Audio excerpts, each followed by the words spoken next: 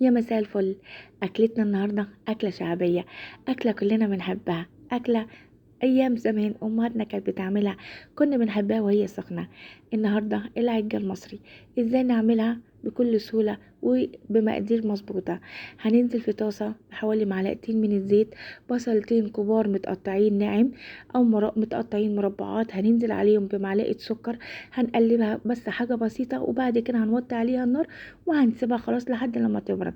هننزل في بولة بحوالي 5 بيضات، عليهم معلقة صغيرة من الملح، معلقة صغيرة من الفلفل الاسود، وكمان كمون.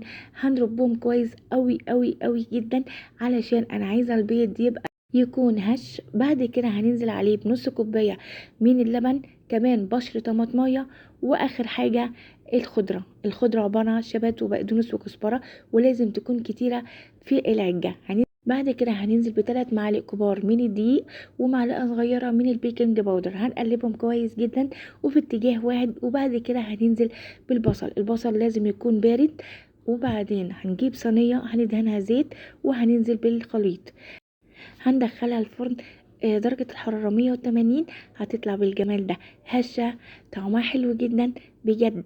أحلى عجة ممكن تعملوها في البيت. وألف هنا وشفاء. ولو عجبكم الفيديو ما تنسونوش بلايك وشير. أشوفكم على خير في وصفة تانية. باي باي.